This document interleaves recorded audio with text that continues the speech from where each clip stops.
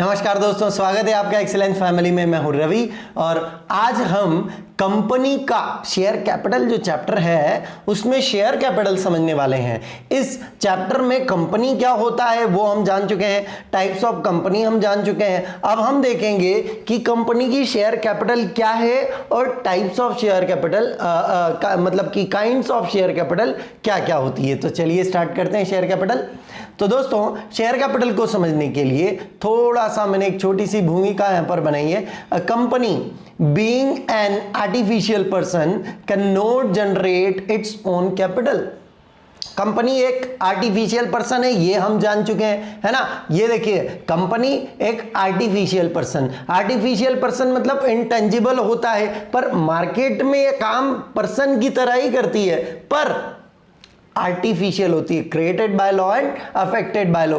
तो क्योंकि artificial person होती है इसलिए अपनी कैपिटल नहीं जनरेट कर सकती। सपोज ये एक पर्सन है, ये अपनी एक दुकान डालना चाहता है, इसको चाहिए 2 लाख रुपए, तो अपने घर से ला सकता है ना, या अपने पिताजी से ले सकता है, मतलब खुद कलेक्ट कर सकता है, खुद जनरेट कर सकता है, पर कंपनी खुद का कैपिटल जनरेट नहीं कर सकती because of artificial person. It has necessary to be collected from several persons। क्योंकि कंपनी एक ह्यूज एसोसिएशन होता है, मतलब एक बहुत बड़ा अमाउंट होता है कंपनी, है ना। अमाउंट से मतलब मेरा हुआ वॉल्यूम बहुत बड़ा होता है बिजनेस का, कंपनी के बिजनेस का। इसलिए कुछ लोग मिलकर, 1 या 2 या 5, 50 लोग मिलकर कंपनी स्टार्ट नहीं कर सकते। अगर मैं पब्लिक कंपनी की बात करूं तो इसमें बहुत सारे लोगों से पैसा इकट्ठा करना पड़ता है। सपोज ये एक बिजनेस है, अगर ये बिजनेस सोल प्रोप्राइटरशिप हुआ तो इसमें पैसा कम लगेगा, है ना। एक ही व्यक्ति पैसा लगाएगा और कम लगेगा, लाख, 2 लाख, 50 लाख, है ना। अगर ये बिजनेस पार्टनरशिप हुआ, तो इसमें 2 या 2 से ज्यादा पार्टनर मिलकर पैसा लगाएंगे, है ना। लेकिन अगर ये बिजनेस कंपनी हुआ तो सोचिए कंपनी का कैपिटल कितना होता है, 100 करोड़ रुपए, 1000 करोड़ रुपए। तो इतना पैसा 1 या 2 या 5, 50 लोग नहीं लगा सकते, इसलिए पब्लिक में इसके शेयर को इशू किया जाता है और उनसे पैसा कलेक्ट किया जाता है। अब ये कैसे किया जाता है वो देखते हैं दोस्तों। Person are known as share holder and the amount contributed, person are known as share holder and the amount contributed by them is called share capital. अब इस पे थोड़ी सी चर्चा करते हैं दोस्तों। ये देखिए, ये एक बिजनेस है, अगर इस बिजनेस में 2 लोग मिलकर पैसा लगा रहे हैं, है ना, 2 लोग ए और बी, तो ये क्या है, ये पार्टनरशिप है। 3 हो गए तो 3 भी पार्टनर्स हो सकते हैं, मैक्सिमम 50 हो सकते हैं पार्टनर। तो अब अगर ये पार्टनर ने पैसा लगाया है इसमें, तो ये भी इसका ऑनर हुआ, ये भी इसका ऑनर हुआ और ये भी इसका ऑनर हुआ, तीनों इसके ऑनर हो जाते हैं। लेकिन कंपनी की अगर बात करें तो उसमें क्या होता है, अमाउंट कैपिटल का बहुत बड़ा होता है, इसलिए थोड़ा थोड़ा अमाउंट सभी से लिया जाता है। जैसे कंपनी का अमाउंट 10 लाख, सपोज 10 लाख रुपए कंपनी अपनी कैपिटल रखना चाहती है और 10 रुपए वाले शेयर्स में रखना चाहती है, तो नंबर ऑफ शेयर कितने हो गए, 1 लाख। मतलब इसमें बिजनेस के कितने पार्ट थे, 3, एक ए के पास था, एक बी के पास था, एक सी के पास था। इसमें बिजनेस में कैपिटल के पार्ट कितने कर दिए, 1 लाख। तो छोटे छोटे बहुत सारे पार्ट कर दिए। अब कोई व्यक्ति 10 रुपए लगाएगा बिजनेस में, कोई व्यक्ति 20 रुपए लगाएगा, ये डिपेंड करता है, क्योंकि एक पार्ट तो 10 रुपए वाला है ना, तो ये डिपेंड करता है कि हर बंदा कितना पार्ट लगा रहा है। एक पार्ट खरीदेगा तो 10 रुपए देने, 2 पार्ट खरीदेगा तो 20 रुपए देने, 1000 पार्ट खरीदेगा, है ना, तो 10 के हिसाब से 10,000 रुपए। तो ये जो छोटे छोटे पार्ट्स होते हैं कंपनी की कैपिटल में, छोटे छोटे पार्ट्स, इन छोटे छोटे पार्ट्स की ओनरशिप होती है, जो कि कोई पर्सन पब्लिक से परचेज कर, पब्लिक का कोई पर्सन कंपनी से परचेज करता है। इन पर्संस को क्या कहा जाता है, शेयर होल्डर। ये कौन है, शेयर होल्डर है। अब देखिए, एक और चीज यहां समझाना चाहता हूं मैं। जैसे ये एक पार्टनर है, तो ये बिजनेस का ऑनर है, ये ए है, तो ये बिजनेस का ऑनर है। ये पार्टनर बी है, इसने भी पार्टनरशिप में कैपिटल कंट्रीब्यूट किया, तो ये भी ऑनर हो गया। इसी तरह इन लोगों ने जो शेयर परचेज किए हैं, तो इन्होंने भी कंपनी का थोड़ा थोड़ा पार्ट ऑनरशिप में लिया है।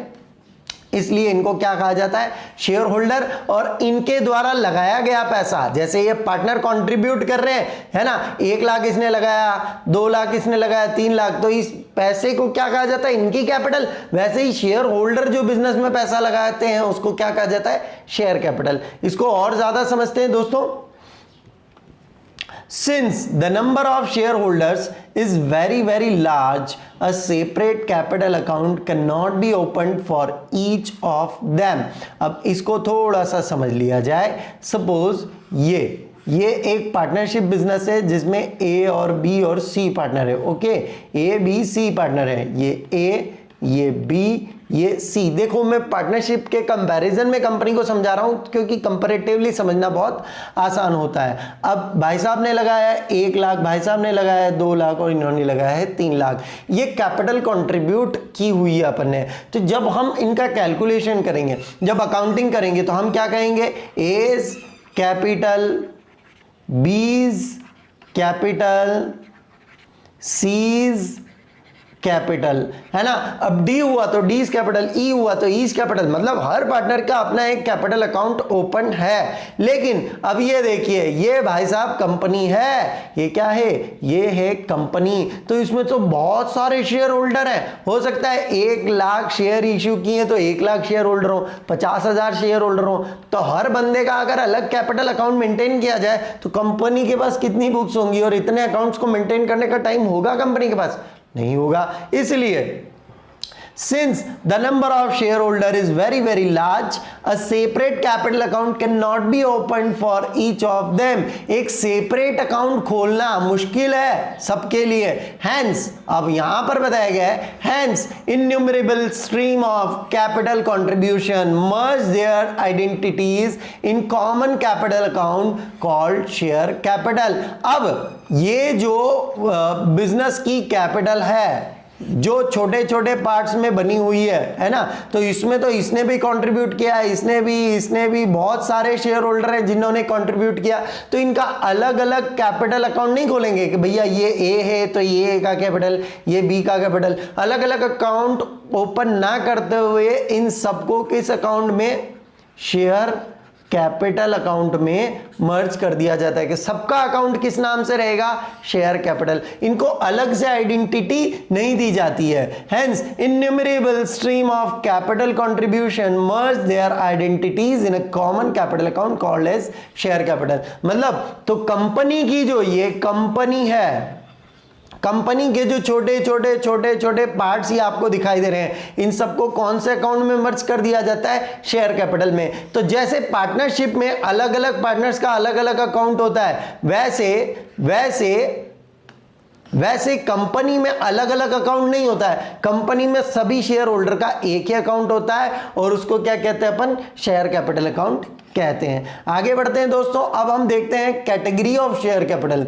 अब शेयर कैपिटल तो हमने देख लिया कि सारे शेयर होल्डर का जो भी ऑनर है, ऑनर मतलब शेयर होल्डर है, वो शेयर होल्डर है और उनका कैपिटल अकाउंट क्या कहलाता है, शेयर कैपिटल अकाउंट। तो इसके कैटेगरीज क्या है, कैटेगरीज मतलब कि कैपिटल को अलग अलग कितने पार्ट्स में बांटा हुआ है। सबसे पहला पार्ट है आपका दोस्तों ऑथोराइज्ड कैपिटल। अब ऑथोराइज्ड कैपिटल क्या होता है, इसको थोड़ा सा हमें समझना पड़ेगा। सपोज ये कंपनी है, अब कंपनी जब स्टार्ट होगी तो कंपनी के कैरेक्टरिस्टिक्स में हमने पढ़ा था कि कंपनी एक आर्टिफिशियल पर्सन है, created by law, law create करता है। इसलिए कंपनी को रजिस्ट्रेशन कराना बहुत जरूरी है, कंपनी का रजिस्ट्रेशन होना बहुत जरूरी है। कहां होगा कंपनी का रजिस्ट्रेशन, कंपनी एक्ट 2013 में, और ये पुरानी कंपनी है तो कंपनी एक्ट 1956 में भी हो सकता है, पुराने किसी एक्ट में हो सकता है। तो कंपनी का रजिस्ट्रेशन बहुत जरूरी है। तो जब कंपनी रजिस्टर्ड होती है ना, तो वो अपनी एक लिमिट तैयार करती है, मतलब कंपनी रजिस्ट्रार के थ्रू एक लिमिट तैयार की जाती है कि हम भैया हमारा जो कैपिटल होगा वो मैक्सिमम 10 लाख होगा, 10 लाख रुपए होगा या 10 करोड़ रुपए होगा, ये जितना भी होगा ये सब रजिस्टर्ड करवाया जाएगा कंपनी रजिस्ट्रार के पास। तो ये ऑथोराइज कैपिटल कंपनी की लिमिट है कि आप इतने तक बिजनेस कर सकते हो। इसको नॉमिनल कैपिटल भी कहा जाता है। नॉमिनल मतलब अब 10 लाख रुपए अगर कंपनी की कैपिटल है, इसका मतलब मार्केट से 10 लाख रुपए उठाए नहीं गए, इतना तक आप कर सकते हो। ऑथोराइज्ड कैपिटल के बाद हम समझते हैं दोस्तों इश्यूड कैपिटल के। इश्यूड कैपिटल क्या होता है? अब मान लिया जाए कि कंपनी की ऑथोराइज्ड कैपिटल है 10 लाख, मतलब इतना आप इश्यू कर सकते हो और ये 10 रुपए वाले शेयर में डिवाइडेड है, तो नंबर ऑफ शेयर कितने हो गए? 1 लाख। मतलब 1 लाख शेयर के थ्रू आप 10 रुपए के हिसाब से 10 लाख रुपए तक इकट्ठा कर सकते हो। अब हर कंपनी अपने लिमिट, मैक्सिमम लिमिट से तो शुरू करती नहीं है, तो हो सकता है कंपनी इनिशियली 50,000 शेयर इश्यू करे। इश्यू मतलब मार्केट में इश्यू करें। अब ये शेयर के टाइप्स जब हम पढ़ेंगे उसमें इश्यू कैसे होता है, प्रोस्पेक्टस इश्यू होता है, एप्लीकेशन आता है, वो सब हम नेक्स्ट लेक्चर में पढ़ने वाले। अभी ये समझिए कि कंपनी की लिमिट कितनी है? 1 लाख शेयर, मतलब कि 10 लाख रुपए की। तो इसमें से 50,000 शेयर कंपनी इश्यू कर देगी मार्केट में। 50,000 शेयर 10 रुपए का एक, तो कितना पैसा आ जाएगा कंपनी के पास? 5 लाख। इस टारगेट के हिसाब से कंपनी लोगों को इन्वाइट करती है कि लो भैया हमने 50,000 शेयर इश्यू किए, जिस किसी महानुभाव को शेयर चाहिए तो 10 रुपए का एक है, आपको एक चाहिए 10 रुपए दो, 2 चाहिए 20 रुपए दो, 3 चाहिए 30 रुपए दो। इस तरह से कंपनी 50,000 शेयर इश्यू करेगी और उससे कंपनी को कितना पैसा मिल जाएगा? 5 लाख। अब देखो ये तो अभी कंपनी ने इश्यू किया है। कंपनी ने इश्यू कितना किया है? 50,000 शेयर्स इश्यू किए हैं ऑफ ₹10 ईच। अब ये तो पब्लिक के ऊपर डिपेंड करता है ना कि वो कितने के लिए अप्लाई करेगा, कितने के लिए अप्लाई करेगा। सपोज ये एक क्रिकेट ग्राउंड है, मतलब ये एक स्टेडियम है, यहां पर 1000 सीट है ना, दर्शकों की सीट है। अब क्रिकेट जो एसोसिएशन है उसने बोला है 100 रुपए का एक टिकट है, 1000 सीट है, तो वो समझ रहे हैं कि भैया 1 लाख रुपए इकट्ठे हो जाएंगे हमारे पास। तो उन्होंने टिकट विंडो ओपन किया, टिकट की बुकिंग शुरू हुई, लेकिन जरूरी थोड़ी है कि 1000 टिकट के एप्लीकेशन आ जाए। हो सकता है 900 टिकट के लिए एप्लीकेशन आए, हो सकता है 950 के लिए आए, हो सकता है ज्यादा के लिए आ जाए, लेकिन टिकट इतने नहीं हो, है ना, एप्लीकेंट्स ज्यादा हो जाए, टिकट इतने नहीं हो। तो जितने शेयर्स के लिए पब्लिक सब्सक्राइब करती है, पब्लिक मूव करती है कि हमें इतने शेयर दे दो, तो वो क्या होता है? Subscribe capital. अब कंपनी ने इश्यू कितने किए थे? 50,000। हो सकता है मोर देन 50,000 हो जाए एप्लीकेशन, इसको कहते हैं ओवर सब्सक्रिप्शन, और लेस देन 50,000 हो जाए, है ना, तो इसको क्या कहते हैं? Under subscription. तो जितने के लिए पब्लिक अप्रोच करती है उसको कहते हैं सब्सक्राइब कैपिटल। अब बात करते हैं कॉल्ड अप कैपिटल की दोस्तों। कॉल्ड अप कैपिटल मतलब जब कंपनी शेयर का 10 रुपए मांगेगी तो एक साथ नहीं मांगती है, अमूमन इंस्टॉलमेंट में मांगती है ना। इंस्टॉलमेंट में कैसे मांगती है कि भाई 10 रुपए का पहला इंस्टॉलमेंट एप्लीकेशन है, 2 रुपए यहां दे दो, दूसरा अलॉटमेंट 3 यहां दे दो, और बाकी का कॉल में दे देना 5 रुपए। तो मतलब ये 3 इंस्टॉलमेंट में मान सकती है, और भी इंस्टॉलमेंट हो सकती है इसकी, ये अपन नेक्स्ट लेक्चर में जब शेयर इश्यू करेंगे उस समय मैं आपको समझाऊंगा। पर मान लिया जाए कि कंपनी ने अभी तक 2 इंस्टॉलमेंट मांगी है, मतलब कितने रुपए मांगे? 5, और शेयर कितने हैं? 50,000। शेयर कितने हैं? 50,000। इसका मतलब कंपनी ने 2.5 लाख रुपए कंपनी ने अभी मांगा है। तो कॉल्ड अप कैपिटल कितनी हुई कंपनी की? 2.5 लाख रुपए, 2,50,000। अब पेड अप कैपिटल, कंपनी की कॉल्ड अप कैपिटल कितनी है कि कंपनी ने मांगे 250 है, लेकिन देना किसके ऊपर डिपेंड करता है? पब्लिक के ऊपर, क्योंकि शेयर किसके पास है? पब्लिक। कंपनी ने शेयर किसको दिया है? पब्लिक को। तो अब कंपनी ने शेयर पब्लिक को दिया, ये कंपनी और ये है शेयर होल्डर। तो कंपनी पैसा मांग रही है 2,50,000, लेकिन हो सकता है कुछ शेयर होल्डर डिफॉल्टर हो, है ना, उन्होंने पैसा नहीं दिया, तो हो सकता है कंपनी के पास केवल 2,30,000 आया हो। तो ये कम आया, ज्यादा आया, क्या करेंगे बाद में, ये सब हम आगे पढ़ने वाले। पर अभी तो खाली इतना समझ लीजिए कि कंपनी जितना पैसा मांगती है उसको कहते हैं कॉल्ड अप कैपिटल, और पब्लिक जितना पैसा देती है उसको कहते हैं पेड अप कैपिटल। ओके, अब इसमें जरूरी नहीं है कि पेड अप कैपिटल 230 मतलब कम ही हो सकता है पूरा का पूरा पैसा आ जाए 2,50,000 ही दे दे, तो पेड अप कैपिटल कितनी होगी, 250 हो जाएगी। आगे बात करते हैं दोस्तों रिजर्व कैपिटल, ये एक इंपॉर्टेंट टॉपिक है। देखिए रिजर्व कैपिटल को समझते हैं।